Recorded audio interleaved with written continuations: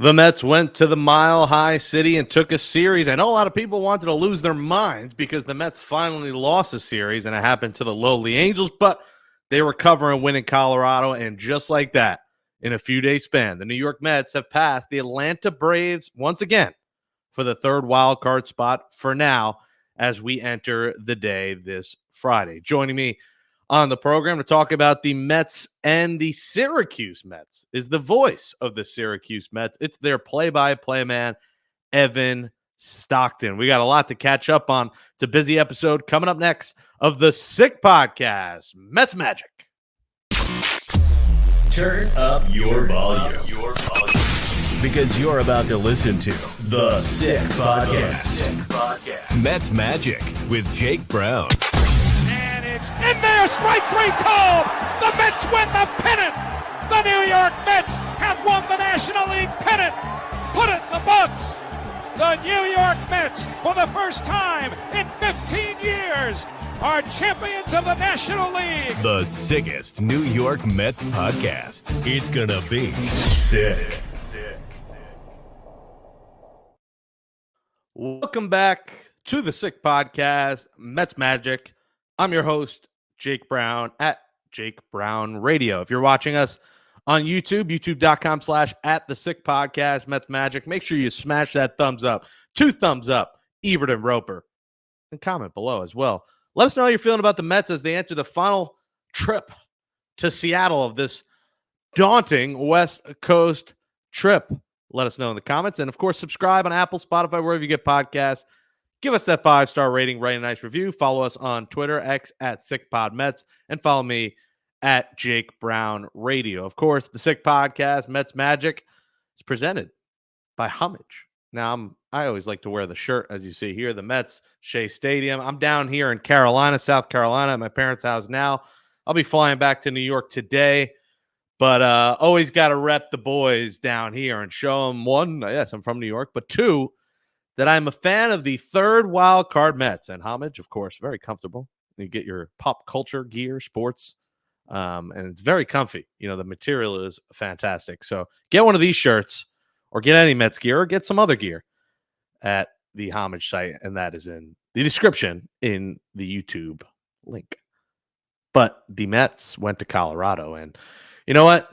They took care of business. It's all about winning series. And, you know, I used to be one of these people, and I can't really criticize them because it was me, you know, a couple of years ago. And amazing but true with Figgy, there'd be games they lose, and I'd overreact, and I'd probably lose my mind.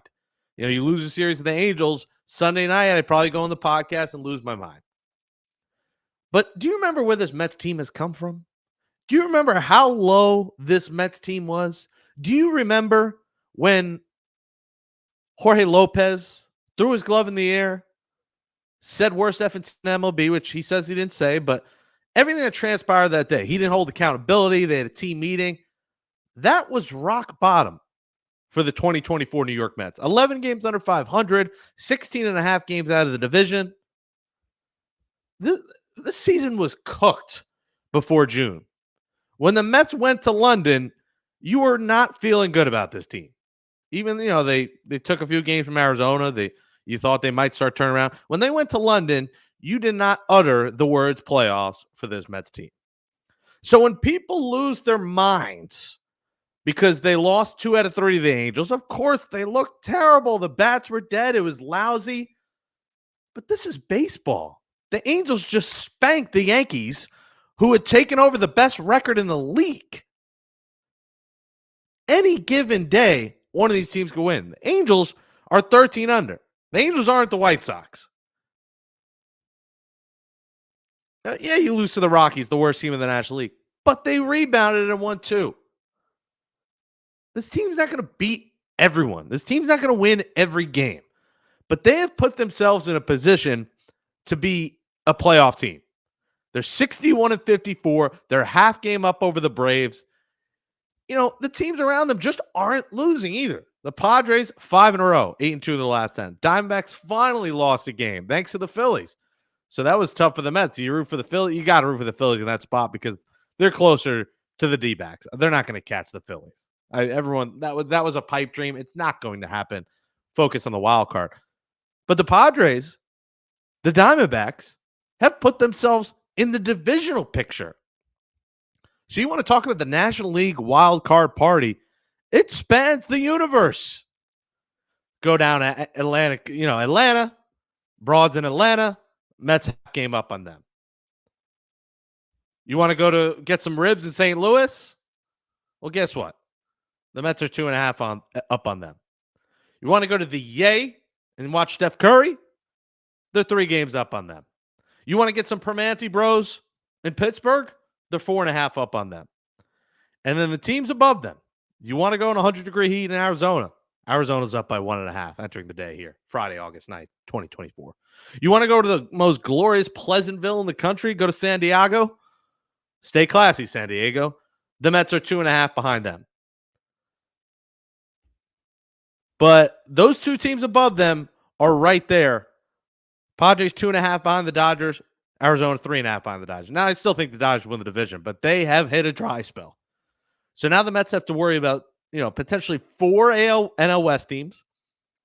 They got to worry potentially about 2 NL Central teams. They got to worry about the Braves. And, they are in second place now. I mean, how about that? A Mets team that was 11 under and 4th place has propelled into second place in the National League East. Now, they're still 8 out. They play the Phillies one more series.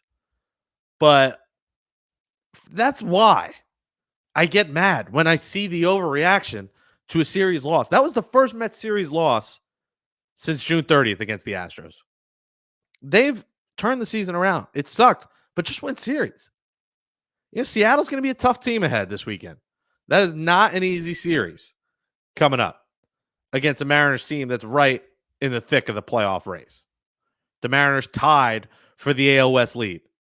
Good pitching, not a ton of offense. But, at the end of a West Coast trip, these guys are gassed. They really need that off day Monday. And Sunday is a Sunday night game, so they're not going to get back till, early Monday morning, sleep in, just rest Monday and return Tuesday to face the Athletic on Queens night at Citi Field. And Friday, it's Quintana versus Miller.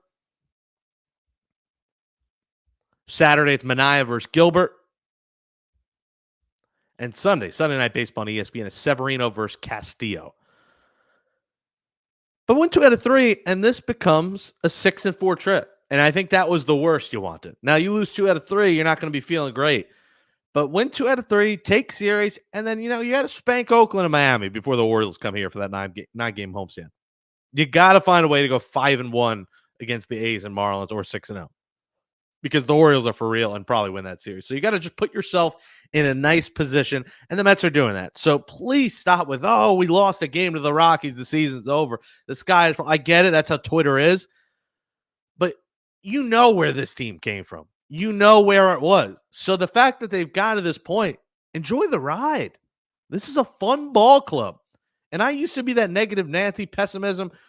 But, after what I saw in May, this is glorious that they're even in it.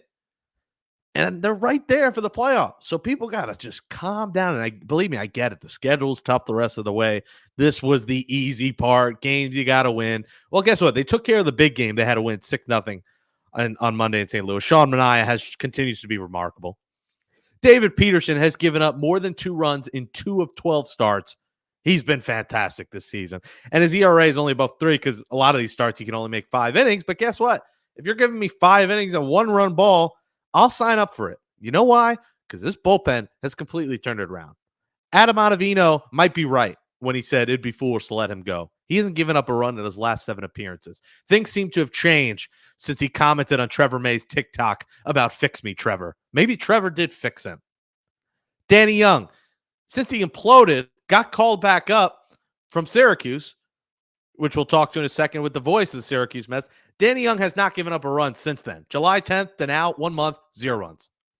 Jose Butto, an unsung hero of this team. 20 2/3 as a reliever, .87 ERA. He has a whip of .67. That makes Randy Johnson look like a bum. Jose Butto has been a revelation out of the pen. Everyone wants to say flip his spot, maybe put him as a starter. I don't think you can mess with what works. He has been absolutely unstoppable as a reliever. Ryan Stanek, after that first rough outing, he's been good. Phil Maton has been good. Edwin Diaz, Since returning from the suspension, 1-0, 180 ERA, 13K, 7 save. He's turned it around since the sticky stuff. The Mets' playoff chances are not sticky. They're real. They're legit. And you got to believe. Coming up next on the Sick Podcast, Mets Magic, we'll be joined by the play-by-play announcer of the AAA Syracuse Mets, Evan Stockton. Coming right up. Welcome back to the Sick Podcast, Mets Magic. Smash that thumbs up, 2 thumbs up, Ebert and Roper. I have seen a few movies while I've been down here in South Carolina. There's not a lot to do flying back to New York today, but I did see Fly Me to the Moon, and watch Thelma, which is about a 93-year-old grandmother who has a scam artist take 10 grand, and then she goes, fights him down. So recommended. 96% was a little generous from Ebert and Roper on that one. But let's get back to the matter at hand. And it might be 96 degrees with a chance of rain in Syracuse, where our guest is for a potential rain out tonight. And that would be the AAA Syracuse Mets play-by-play announcer, Evan Stockton. Evan, welcome to Mets Magic. How are you on this fine Friday? Thank you for having me, Jake. I'm great. Yeah, I'm currently in the booth. Figured I'd just do this in our Visit Syracuse broadcast booth. And yeah, it's pouring rain. So it's funny you bring up movies because I'm literally in my mind like, I think we're going to get rained out. Probably going to go see a movie today. I already saw Deadpool. So I think I'm going to go see Twisters. I heard that one was pretty good. So I'll send you a review later, I guess. My mom saw it and said she didn't like it. So I like Fly Me to the Moon. It was basically... Which is weird. Channing Tatum, of course, he ends up being like a hero. He's like got NASA. He sends them to the moon. It's about like the Apollo 11 journey. It's actually very good. So I recommend that as well. Twisters would probably not be my cup of tea. Didn't get as good reviews, but let me know what you think. People have differing opinions. I don't know if it'd be up my alley, but okay, all right. It's all about the popcorn and the butter anyway. I know, and every time I go see Channing Tatum, I just see him on the screen and go, "Why did God not bless me with these looks? Because if I look like that, maybe I'd be on that screen instead of calling AAA baseball." But it's all good. We deal with what we've got. And if I looked like that, I wouldn't be bald and hosting a Mets podcast. So we're in the same boat here of we wish we looked like Channing Tatum. I enjoy being bald, but us baldies get some hate sometimes. And not all women love bald men. Sometimes there's one hair to play with. I think the Brazilian bum cream I use on my head, that's literally what it's called, is much better anyway. Anyways, I was told to ask you, 1, are you from Michigan? And 2, how was Italy? From a coworker of yours in Syracuse. Oh, dear God. What was it, Paul Lesden? No, it was Kylie, a photographer. Oh, Kylie. Isn't she the best? She is, yes, I am from Michigan. When it's not baseball season, I live in Metro Detroit. I'm going to do the thing on my hand. This is a podcast, so this is terrible podcasting. But everybody from Michigan, because our state looks like a hand, shows you where we're from on the hand. I'm from like right there in Metro Detroit.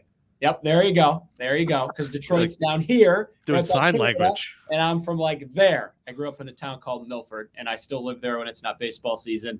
Do a bunch of broadcasting work there. And yes, I took a trip to Italy right around the All-Star break. Got a couple of days off, which was really great. We went to Puglia, a region in southern Italy, which was great. For anyone who's never been to Europe, first time you go, like, do the touristy stuff. Go to Florence and Rome and Paris and all that stuff.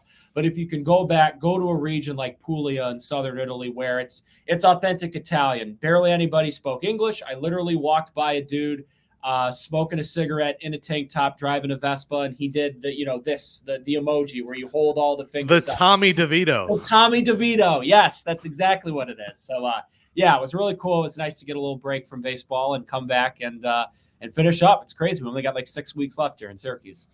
Yeah, and in the big leagues too. I mean, this season, I can't say it's really flown by because at least in the big league, it's been a roller coaster ride for the Mets. But even you were telling me before, it's been a roller coaster ride for you guys, right? Because you're one of the best teams in the league, had a rough road trip. For the Mets, it's been a rough road trip for Mets Twitter because they lost a single game to the Rockies in a series of the Angels. I can't deal with the people who are just so negative when the team was so bad in May. They should be happy they're in it. But you guys, it's weird because you win the win of the first half, plays the winner of the second half, and if you didn't win either half, you can't win a championship. Yeah, it's super weird. What's interesting about AAA, right, is, the wins and losses matter, but ultimately what's more important to the organization is how they're doing up there.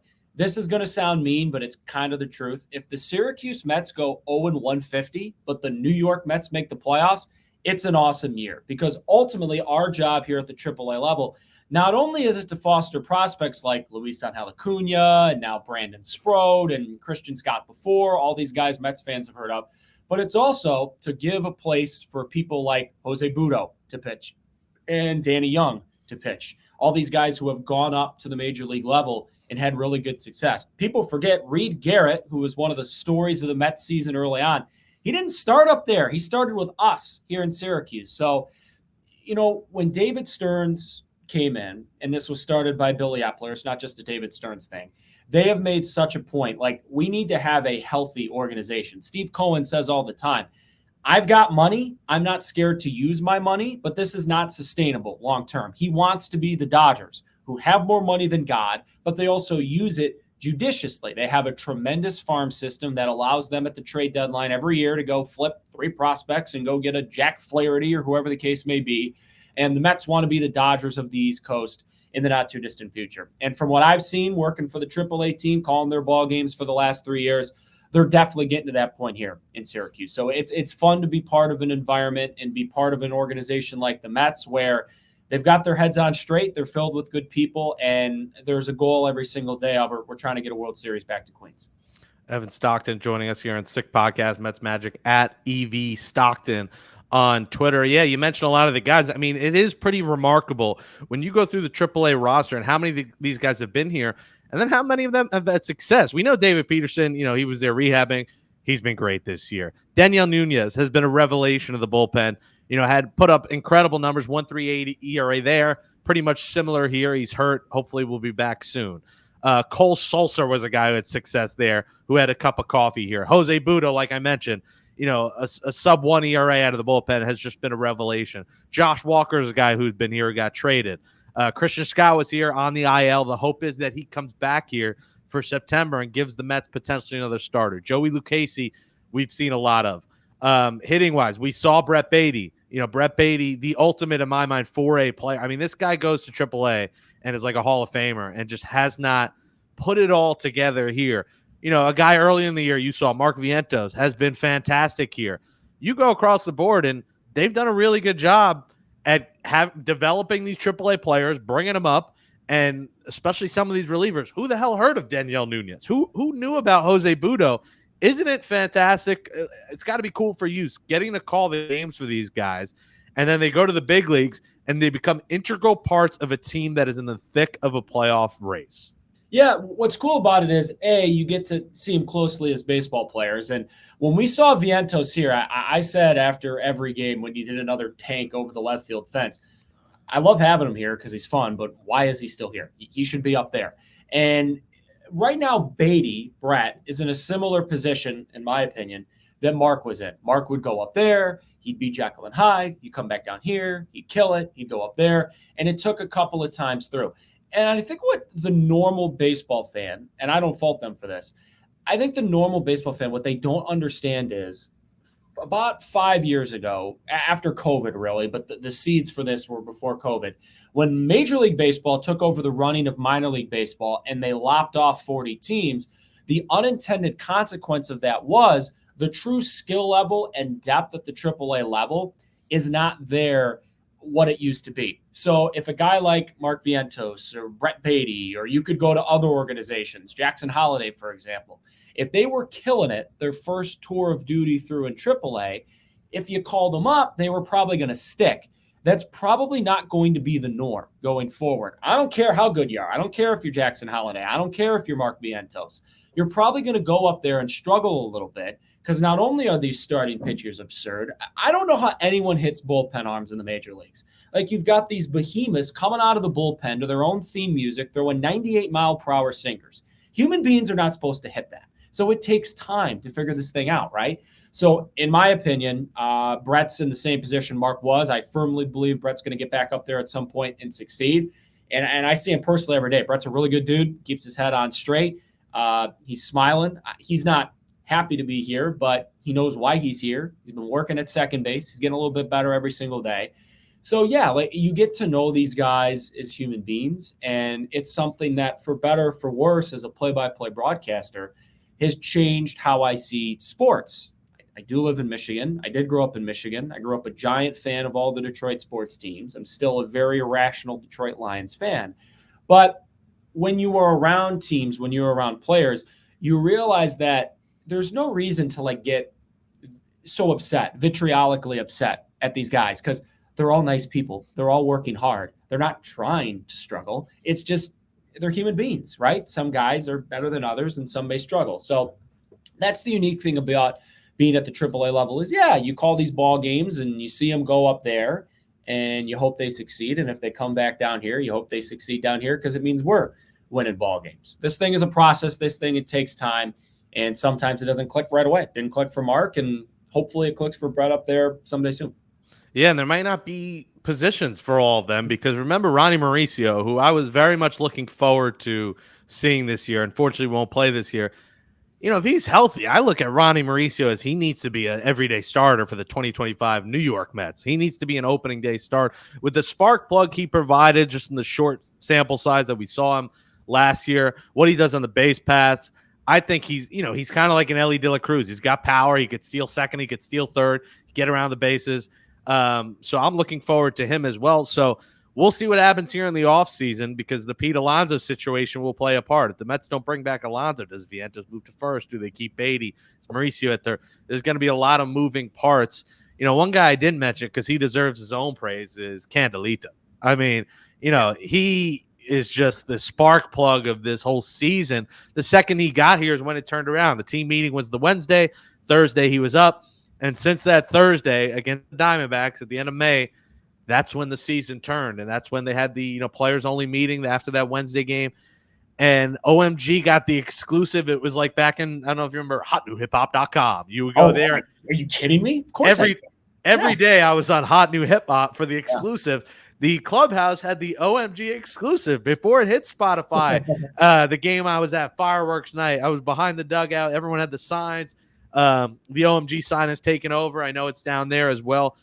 Was he this spark plug as well in AAA? Did you see, signs of, I mean, we know his career and how nice of his career he's had, but were there signs of this in AAA? Like, were guys rallying around him as well in AAA? And did OMG come out early enough that it was also playing in the AAA clubhouse? Thank you for asking that question. I'm going to get to it in a second. But also, thank you for bringing up Hot New Hip Hop, because today is a Friday, and on Fridays on Hot New Hip Hop, I always used to run and download whatever was coming out. Good Fridays. You remember that from Kanye? Yeah, of course. Yeah, I was on Hot New Hip Hop all the time. Now it's Spotify Release Radar and New Music Friday, but it doesn't hit the same as Hot New Hip Hop. And kids just don't know what they're missing. I'm telling you, man. And then you'd get some virus, and your laptop would be completely screwed. And yeah, those were the good old. How old are you? I'm 33. Are you my age? I'm going to be 29 next month. 29. Okay, so that 4-year gap, we still have the Hot New Hip Hop connection. But I know I look like I'm like 22, but no, I'm actually 29 next month. So anyway, yes. So Jose, you know what the fascinating thing about Jose was? I know him because he played for the Tigers when I was growing up in high school. So when I found out he was going to be on the Syracuse Mets, I come here and go, what the hell is his attitude going to be? This guy played in an all-star game. He's played a decade in the majors. Why is he here in AAA? Like, why isn't he sitting on his money? Why isn't he, I don't know, doing literally anything else? And why didn't he make the big leagues last year? It blows my mind. I was like, why isn't he here? And the fact of the matter is, A, Jose Iglesias just loves life and he loves baseball. He loves being around it. And B, he's been through a lot of stuff in his career. And when he came here, the Mets signed him, the New York Mets, and they go, look, we're going to start you in AAA. You may get up there, you may not, but this is the score. And we've got this talented guy named Luis Angel Acuna in the organization, Ronald's brother. We want you to be his mentor. And Jose said, okay. And he was here every single day. He was mentoring the young guys on the team. He was telling them, look, I was up there. Now I'm back down here. Nothing's, take nothing for granted. Take every single opportunity and every single day for what it is. And he paid attention to the advanced numbers the New York Mets analytics staff was telling him. They were like, Jose, you got to hit the ball harder. You're never getting back up there unless you hit the ball harder. So we focused on his exit velocity. They were teaching him all these little tricks defensively to try to help him out a little bit because he's a little older and he's not as quick as he used to be, and he can't rely on his athleticism to get away with bad habits like he used to be. Put yourself in Jose Iglesias' mind, right? You've seen it. He's an awesome defender. If Jose had this terrible ego problem, he could say, screw you to the Mets and not paying attention to what they were telling him defensively, and he never would have got back up there. But he paid attention. He kept a positive attitude. He went up there, and he has very much transformed the New York Mets clubhouse. And we did actually get the OMG exclusive, I think 3 months before everybody else did. It was during our first road trip of the year in Scranton. The weather was awful. We got rained out 3 straight days to start the week. We had to play 2 doubleheaders. And I think every game, the first pitch temp, the highest was 43 degrees. It was, thank God they were paying us. It was a tough week. But we walk in after one of those games, and Jose is like looking at something on his phone and dancing and pointing at anyone who will walk in. And I go, what is going, like, what is he doing? He was listening to OMG, the music video. They had just sent him like the final copy, and he was watching the unlisted YouTube link and showing it to anybody who would listen. And I honestly do remember hearing the song and going, that can't be his song. That's really catchy. That's a really good song. No offense to Jose, but I remember hearing it and going, that's a pretty catchy song. Fast forward a couple months later, and it was like the talk of baseball for 72 hours. So Jose is one of those stories that's really cool. And like down here, people are focusing on Acuna, and now they're focusing on Sprout. But there's guys like Iglesias in their mid-30s who have spent their whole careers up there. Now they're down here, and there's 2 forks in the road. Do I take a bad attitude and never get back, or do I suck it up and do the things I got to do to get back up there? Jose did, and he's kind of changed the Mets season. I don't need the Elias Sports Bureau to tell you that Jose Iglesias is the first player in the history of baseball to have a #1 hit on the Latin music charts, ahead of the likes of Becky G and Ozuna and everyone else. That is Candelita on the top of the charts. I don't even need to look it up. I'm just going to guess and assume that it is true. And you said the team was also 25 games over while he was here. Yeah. Didn't they have one of the best records in the league while he was here? So he goes to Syracuse and they don't lose. He comes to New York and they don't lose.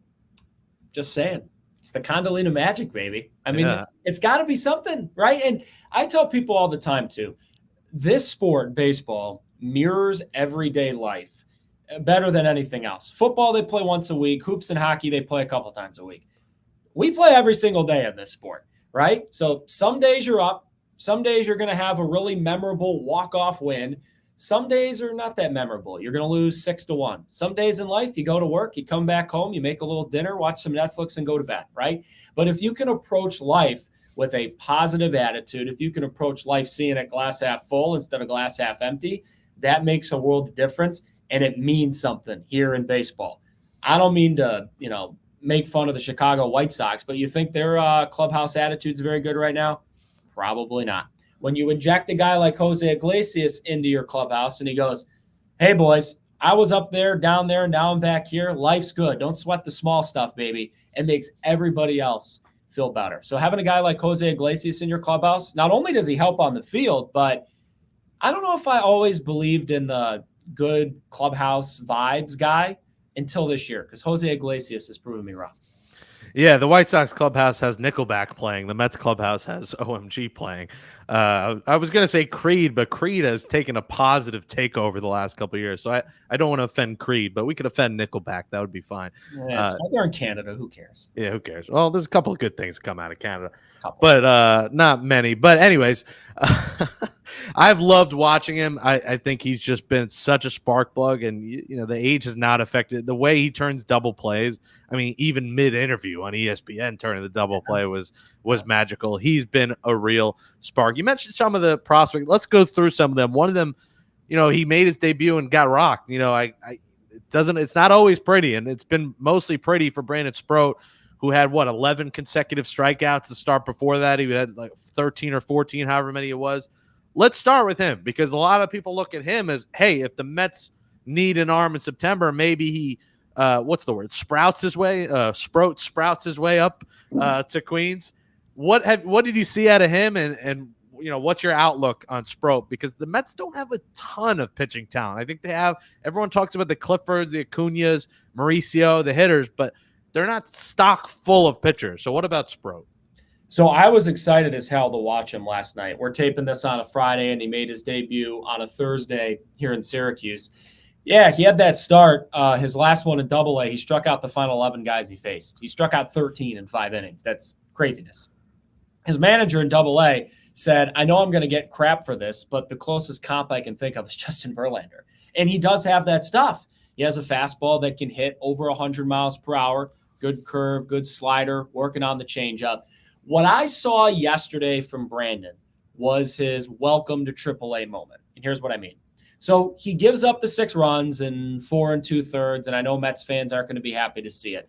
But when you actually dive deeper, it wasn't horrible. He gave up all 6 runs in 1 inning. He gave up 4 of those 6 runs on 2 outs in that inning. And oh, by the way, the inning extended one of those RBI hits.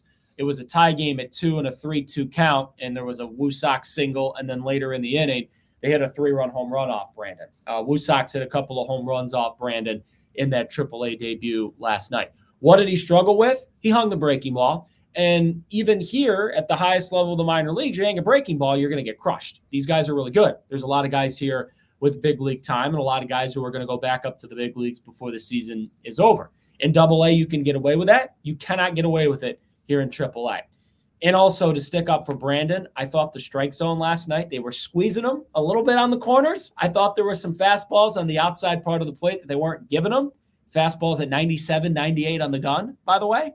And that didn't help the cause. So it's weird because in the minor leagues, yes, results matter, but they also kind of don't. Like the Mets are looking at the results, but they're also looking at the added numbers and they're looking at the full picture versus just the 6 earned runs and 4 2/3 innings. And when I think they look overall at Brandon, not just this last start, but the next couple he's going to have at the AAA level, they're going to be impressed because this dude has stuff that plays. Down here, there are certain people where the stuff just pops. Christian Scott's stuff popped, and Brandon Sproat's stuff, it pops. Yeah, and if we don't see him this year, I think at some point next year we'll see him. I mean, the Mets don't have a ton of arms in the rotation. They're hoping Manaea miraculously accepts his option or they could get him to a new deal because he's been fantastic. But, you know, they got Senga, they got Manaea, and then TBD because Severino, they don't know if he's coming back. You know, they would have to re-sign him. So some of these guys, Christian Scott, you hope he could be a mainstay, but the innings thing, the UCL now, you know, you worry about his innings limit, his arm. What about the rest of the AAA arms? Because they have not been that good in AAA. Some of these stars, Hamill, Vasil, you know, Lucchesi, we know who Lucchesi is, Blade, Tidwell. Yeah. You know, what's went wrong for them? I know you know, we say don't always dive too deep into the stats in AAA, but the whole season they've overall been unsuccessful. What's happened there? So Blade's interesting. Blade's another guy when he's on, his stuff pops. It's just been Jekyll and Hyde. Like sometimes it's there, sometimes it's not. He had a start a couple of weeks ago in Buffalo where he gave up, I want to say it was 4 runs in the first 2 innings. He gave up a couple of 2-run homers, and then he cruised. His cutter, his sliding breaking ball was really good. His fastball can touch high 90s. There's glimpses for Blade. He's got to start throwing more strikes. He's had a lot of walks so far this year, but he's been better hitting the strike zone the last couple of times out. And then the other 2 guys that Mets fans I know are following are Hamill and Vasil, and it's the same deal. Dom's had some starts where he's looked really, really good. And then there's been some other starts where it's like the Eminem song, will the real Dom Hamill please stand up? So I think Dom's going to get there. I just think he needs a little bit more time. The one that's curious to me is Mike Vasil. Like, full disclosure, I love Mike. He's a really smart guy. He's got an awesome personality. He's one of those guys, selfishly, us broadcasters don't like to admit it, but you kind of do pull for some guys, and I pull for Mike Vasil. I think he's great. And he's had some starts where he's just looked freaking awesome. He took a no-hitter into the 9th inning against the Yankees AAA team last year, had a killer start, a couple killer starts this year on the road trip in Columbus, the best team in AAA in the second half, the Guardians AAA team. He had 7 innings, a 1-run ball, and struck out 8 last week. Mike Vasil's problem, he just got off to a terrible start this year. I think his ERA was like 10, 4 starts in, because he was working on a sweeper. And that's what they tell you in the minor leagues is we don't really care what the results are. We just want you to work on this pitch and game action. So Mike kept throwing it. Clearly, he didn't have a lot of confidence in it yet, and he kept getting rocked. Well, as the season's gone along, he's got more confidence in that pitch, and the numbers are getting better. I still believe in Dom Hamill and Mike Vassell. I haven't sold my stock. They've just got to find consistency, because if you can't find your consistency here and you can't consistently get guys out here, it's probably not going to parlay up there, because in this lineup, you're facing 3, 4, 5 major league hitters. Up there, you're facing 9. So that's going to be the thing for them going forward. I would not anticipate Hamill and Vassell getting called up this season because of the pitching logjam, but I could very easily see it next year. Stockton has not sold his stock. Very nice. I see what you did there. One arm that I'm intrigued by, just because of the gas that he throws, and I'm sure you're intrigued by, but he's had the command issues, is Mr. Fujinami. What has happened with him this year? I know that he's been hurt a bit, but he's been inconsistent. You know, his contract was a bit too high. Nobody wanted him, so he stayed in AAA last week, a week or two ago. I've always wanted to see him here. I guess because he just throws fast, and I just want to see it. But he has not put it all together. What have you seen from Cole in his game? Because he's got 26 strikeouts in 15 to third innings. He, no question, could strike guys out, but he seems to have command issues and gives up the long ball. Well, so he was hurt, and then he got sent off the 40-man, and now he's back down here full-time at the AAA level. So he's had a roller coaster year. First tour of duty before he got hurt, I don't think I'm speaking out of turn. He stunk. He couldn't throw strikes, and the numbers were not very good.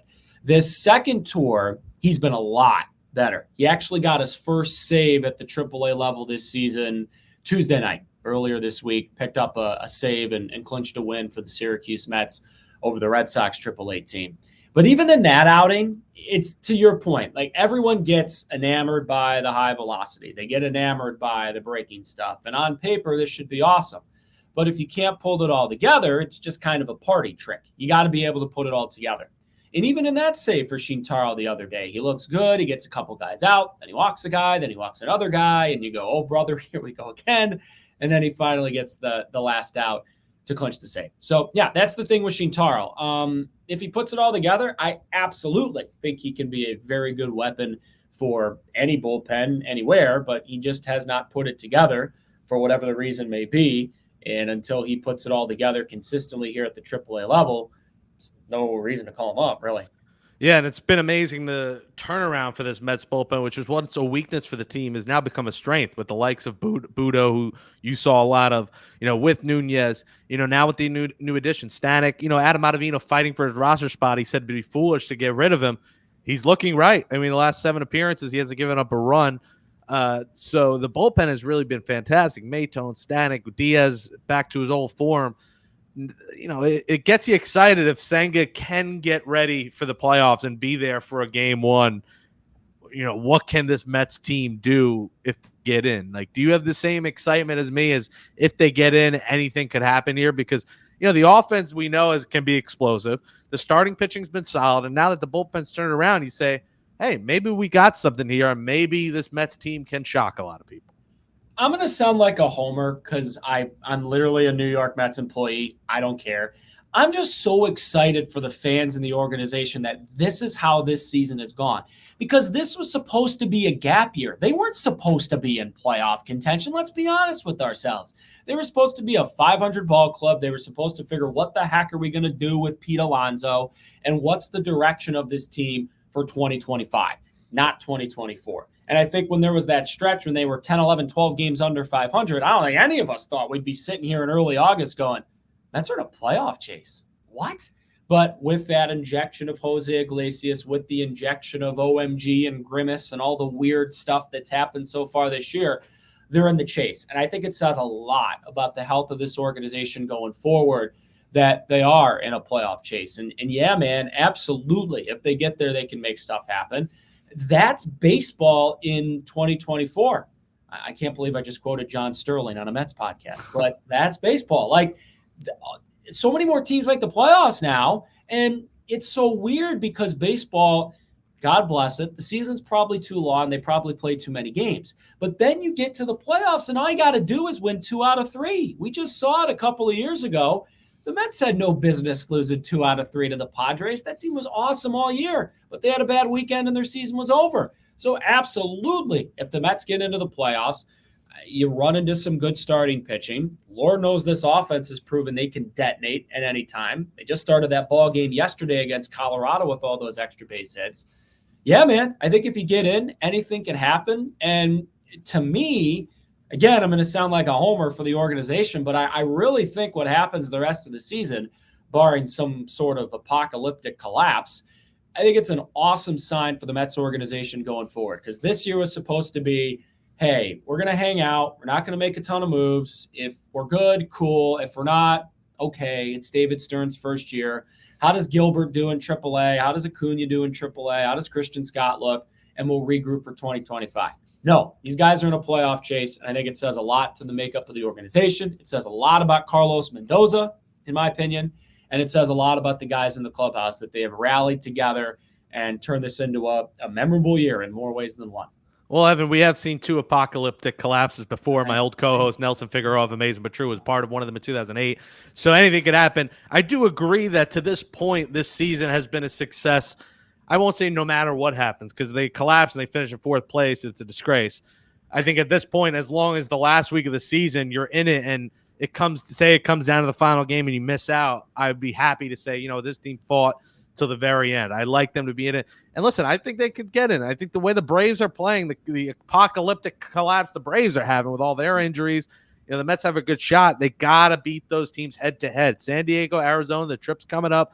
Those 2 series could determine the season, because those teams aren't letting up. And honestly, I don't think the Padres are going to let up. I just think they did enough at the deadline, getting Tanner Scott, doing what they did. Their bullpen is more locked down than the Mets, that the Padres are a scary team. The Diamondbacks, we've seen what they've done. They're the defending NL champs.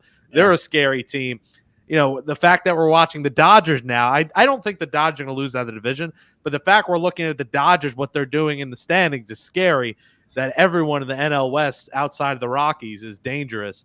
It's going to be a fun ride to watch. And, you mentioned a John Sterling quote. That is allowed because that's baseball. Susan will probably be something Craig Carton will say this weekend as he's calling the games in the booth with Susan Waldman on the radio. So we'll probably hear some "That's Baseball" Susan replacing him. How about that? Yeah, that's interesting, right? I feel bad for all involved with the Yankees and those who hire and all that stuff, because, we've seen this in all walks of life. I can't believe I'm getting political here, but it was hard for Joe Biden to let go, right? Like, it's hard when this is all you've known your whole professional life to go, you know what, it's my time to go. And I don't know any more than you do, but probably what happened with John Sterling is he wanted to do the season. He wanted to do a little less games, but he wanted to do the season because it's all he knows. And then he got going. He went, you know what, I can't. It's time. So the Yankees have had to piecemeal guys together, and I actually know Emmanuel Barbari very well. He worked for the summer collegiate team, the Chatham A's, a couple years after I did. I think E-Man's a great dude, and he's doing a good job with Justin Shackle as well. But yeah, like the Yankees have had to piecemeal it and figure it out. And honestly, I don't know how much play-by-play Craig Carton has done. I'm sure he's done some in the past. I'm sure he'll do a really good job. And for the very least, it'll be an interesting listening experience to hear, a talk show host who, he's good because some people like him and some people hate him. Like, that's just the job as a talk show guy. So to hear him do play-by-play and in theory be a little more straight-laced will be really interesting. So again, we're going to get rained out today, it looks like, in Syracuse. So I guess I'll pop on Craig Carton and hear if any "That's Baseball" Susans. Listen, he's one of the best to ever do it. Whether you love him or hate him, he is unbelievable host, and someone that got me excited about the industry, and a guy I've talked to. I used to go to his charity events and cover those, and obviously he's done wrong. Obviously a lot of people hate him, but it's going to be interesting to say the least. Your career journey, I'm sure, has been interesting. From Western Michigan, done call games there, Bally Sports Detroit. You still do the G League Pistons, Motor City Cruise as well? I do. I was calling Buddy Boeheim the last couple of years as a Syracuse alum. I'm very sad that Buddy's no longer in the Pistons organization. Will you be doing next season for them, or you don't know yet? Yes, I will be. That's the plan. We have not. I don't think we even have our schedule yet. So, but yes, that'll be fun. And we've got our fingers crossed that the South Bay Lakers will be making a trip to Wayne State Fieldhouse in Detroit, where the Crews play, because that probably means Bronny James is coming through, which means there'll be a good crowd, which is nice. Yeah, that'll be fun. And you were also top 30 sportscaster, 30 under the age of 30 Yeah. from STAA. You've had an interesting journey. What is this grind like? Because I know the minor league baseball grind, the day-to-day hustle can be difficult at times. You have to balance multiple gigs. You might have to work at Dick's Sporting Goods in the winter, some have, or sell some knives, going door to door. What is this journey and this grind through your 20s from the minors to G League and everything in between been like for you, emotionally, mentally? What has it been like? Sure. I'm glad you asked that. So I'm not going to lie and tell people it's awesome and easy because, anybody listening to this who is doing the same thing I do doesn't want to hear the lies. So the truth is it's hard. Like when you go into a profession like this, and it's not just play-by-play, it's talk show hosting, it's anything in the broadcasting realm, reporting, local news reporting, sideline reporting, whatever. The closest thing I can think of when people ask me, what really is your job like? How do you pitch yourself? How do you try to get these gigs? I say the closest corollary is acting.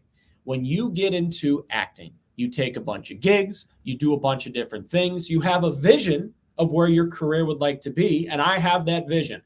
I want to be Joe Buck. I want to be like Joe Davis. I don't want to be those guys because I'll never be those guys and I do stuff differently than they do. But I'd love to have their type of career. I would love to be the voice of a team because I think it's really cool to have a unique bond with a team and an organization and a fan base. But I would love to be a network guy. I'd love to be doing the biggest games and calling, the big Saturday night baseball game and, Fox NFL Sunday or CBS or all that stuff. You get what I'm saying? So I've always had that vision. But along the way, you just got to get your reps. You just got to keep grinding. And it's the same deal with acting. Now, if we want to go get a charismatic, strong lead, we go get Denzel Washington. We go get Leonardo DiCaprio. I know I mentioned Twisters earlier. Now Glenn Powell's becoming a guy who everybody wants to hire. That stuff didn't happen for them overnight. Now, they may have had certain advantages. They may have known somebody who knew somebody, and certainly that has helped and happened in my career. But for the most part, for 99.9% of us, you got to grind. You got to go do local news. You got to go do your AAA baseball. You got to go do the G League, and you just got to get reps. And along the way, you got to take the feedback. You got to be honest with yourself. How could I improve? What more could I be doing to advance myself? And hopefully it all works out. The unfortunate truth is for a lot of people, it doesn't. For a lot of people, they grind and they never get noticed and they wash away. And for the lucky 1%, it happens. But as I went to Syracuse, I was blessed to be in that program and I'm damn proud of my degree. I worked really hard for it. But you get in the real world and you realize kind of how things work and your eyes become wide open to, I went into this and I'm going to keep going and I'm going to keep grinding and I'm going to talk to the right people and I'm just going to do the absolute best that I can to try to set myself apart, to be the truest, most authentic version of myself. And hopefully that day comes where you get some opportunity or something comes along and it starts moving in that path. And I'm damn lucky to be doing AAA baseball, the AAA equivalent of basketball, and all the opportunities I've had, whether it be at Valley Sports Detroit or I freelanced at Fox Sports 1, Big Ten Network, stuff like that. So, yeah, I'm not going to lie and say it's easy. Of course not. I went to college in Syracuse, so I know the area, but I'm not from here. I'm from Michigan. I'm away from my family. I'm away from my friends, but I'm kind of like the players in that sense. So I come in every single day and I go, look, this is what I'm doing. This is my opportunity. I know where I want to go, but this is where I am right now. So what can I do today to keep pushing to that? How can I bring energy, enthusiasm, joy, whatever to the office, whatever to the ballpark, and try to squeeze as much juice out of this orange? Unintentional Syracuse reference. So that's how I look at it. I've been able to do a lot of stuff and keep building and hoping for all that stuff to happen. But this is what I'm doing right now. I'm damn lucky to be doing it. And just going to do the best I can every day and hop on a podcast when a friend asks me to hop on a podcast. And, away we go. Yeah, no, it's intriguing to hear because, I'm in a similar boat in podcasting. I've done this 10 years and you wait to get noticed in that moment. And I've interviewed everyone from DJ Khaled to David Hasselhoff to Ben Carson to Joe Namath to Eli Manning to Mike Piazza. I've interviewed people 99% of the country haven't got the chance to spoke to, but you're still grinding. You're still nobody. You're not on ESPN every day. You're not there yet. So we've got to do things we've dreamed of, but we're grinding and still working our way up the ladder, trying to get to that moment. So, minor leagues, I think I'm fantastic play-by-play, but I didn't want to go that route because it is a grind. Like I had friends move to Montana and do, independent baseball in Montana. I'm thinking to myself, I'm not going to go to Montana and eat ramen noodles in Montana and go milking cows. Like I didn't want to go to that route to go to the super small market. I love New York. I try to make it work in New York, and like, it's expensive, it's tough, and like the pay in this industry is not great, and you got to work your way up to get to that almighty check that eventually is going to pay off the debt that you had over the 10 years of when you were making no money, and you chase that dream. So I think we're in a similar boat where we're chasing a dream, we're on a path, and one day we hope that it pays off, but it takes a lot of patience. I think it's good for people to hear about the patience and persistence that it does take, because a lot of people, like you said, they fade out. Some people quit. Maybe at one point we'll quit if we don't make it, but we try not to put those words in our mind. We try to keep them out and stay positive. And, it is a grind and a journey, and we're looking forward to hearing more of the grind and journey. I didn't ask about Luis Angel Acuna. I want to close with that. Okay. Because I forgot to ask about him, because he's another name that was actually a terrible transition. But we're hitting an hour here, so I want to wrap up. But I did want to mention Acuna because he's a guy I said when Jeff McNeil was struggling, just get Acuna up here. Just get Acuna up here. Is he ready for the big leagues yet? I think he's been inconsistent in AAA, but plays multiple positions, kind of that spark plug, like I said, with Ronnie Mauricio. Do you think we see him at some point this year, or do you think it's going to be next year? Short answer is no, but that's okay, because I think Luis Angel, if you just be patient, I think he's going to be damn good, man. Like, he's going to be the guy who will come up, and I don't think he's ever going to hit, 25 home runs. I don't think that's ever going to happen. Here is what's going to happen. His OPS is going to be higher because he's going to get on base. He will get that batting average to near 300. I don't know when hits 300 anymore, but he'll get it near 300.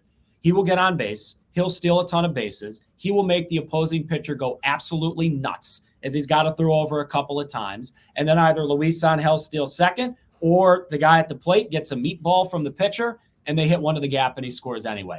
Luis Angel is that type of player that, you just see him and, he's small, he's shorter to the ground, but he's got those chains and he runs like a track star. He's got the arms and legs pumping and the chains are flashing in the wind, and he's running to second, he's running to third. He's so much fun to watch. And, oh, by the way, he's really good defensively. At shortstop, he's good. In center field, he covers an absurd amount of ground, and he's played some second base as well. So he's not going to be on the big club this year, in my opinion. They could call him up. I don't think they will. But that's going to be okay. He's going to come up at some point. He's still super young. He's still 22. And he is going to be the type of player who you cannot take your eyes off of him. And maybe the numbers aren't always as high as you want them to be. Elly De La Cruz's numbers aren't as high as maybe you think they would be. But like Elly, he's just an intoxicating player to watch. He's so much fun. And whenever Mets fans get to see him on a daily basis, they're going to fall in love with the dude, because I love watching him every single day. It's great. Yeah, the future is bright. And, you haven't seen it yet from Drew Gilbert there. He's another name that, if you want to give 20 seconds on Drew Gilbert, what have you seen from him? I know it's early. No chance he's up this year, but a lot of people have looked at next year as him potentially getting – there's not going to be room for all these guys. But, we're talking about the pieces they get back, and now Verlander, the option won't vest, so the Mets will get that money next year that they would have to pay Verlander, which is great. But another piece of that trade that – we've talked about a lot, haven't seen a lot yet. Yeah, so quickly on Drew, I don't think it's fair to really say anything definitive, because he hasn't played all year. He got hurt in the second week. He just came back 2 weeks ago, and they eased him into it. They'd play him 2 days. They'd sit him for a day. They'd play him for a day. They'd sit him for a day. They're being careful because he hurt his hamstring, and those things are always tricky. So the potential's there with Drew. You can see it. He's hitting the ball harder. He plays with his hair on fire. He plays good defense, but I guess check back in with me in a month, because Drew basically has not played every single day all year. So it's just not really fair to evaluate him. I can see the potential and promise, but at this point, you can't really say anything definitive on him with how this season has gone because unfortunately he's basically been hurt all year. Yeah, and at some point, either this year or early next year, you'll see Ryan Clifford at some point. He's hit for power, not for average mutts, but he does get on base, and he's got 13 dingers in AA, so that might be a name you see in the coming weeks up there, if not next season. Evan Stockton, are you related to Dick Stockton? I wish. Probably help. As long as you're not related to John or Dick. All right. No, so you'll love this. So I did go to Syracuse. I'm class of 2018. When I got to Syracuse, I'm not kidding you, 25 different people within the first 2 weeks asked me, "You're related to Dick Stockton?" Because I'm in the broadcasting program. I said no. And then they all asked me, "Are you related to John Stockton?" And me being a polite Midwesterner, the first few times I was like, no. And then I just got sick of it. And then one of the final times someone asked me, "You're related to John Stockton?" I went, if I was, I'd be at basketball practice right now. I'd be at the Carmelo Anthony Center. No, I'm honored you think I'm related to an NBA Hall of Famer. I'm not. I'm just a short, kind of athletic white dude, Yeah. But then again, I guess that was kind of John Stockton, but he was a Hall of Famer. So, He might be better off because he's a lunatic now in his post-playing career. He thinks and says a lot of scary things. You said it, not me. Just speaking the truth here on the Sick Podcast, Mets Magic. Ev Stockton on Twitter, X, and catch him calling Syracuse Mets games as well as the Motor City Cruise as the NBA season is not too far away. Looking forward to that, and we appreciate you taking the time and hope to see you in Queens. If you're ever at a Mets game, let me know in the big leagues when the season is over, and we'll catch up. Thanks for coming on Mets Magic. Of course, guys. You're the best. Appreciate it. He is Evan Stockton. Make sure you catch him. Calling a lot of those big prospects in AAA. We appreciate him giving the time today. And, coming up for the Mets, like I said, big series in Seattle. Take 2 out of 3, come home, and then take care of business against 2 lousy teams before the Orioles come down. Just keep winning series and hanging afloat. And Mets fans, stop losing your mind if they lose a game. It happens. Teams lose games. The Yankees just did it to the Angels. We'll be back next week on the Sick Podcast, Mets Magic. I'm Jake Brown at Jake Brown Radio. Thanks for watching. Smash that thumbs up, comment below, and we'll catch you next week. Let's go Mets. And that's a wrap. Hope you don't miss us too much until next time. Follow the Sick Podcast Mets Magic on YouTube, Google Play, and Apple Podcasts.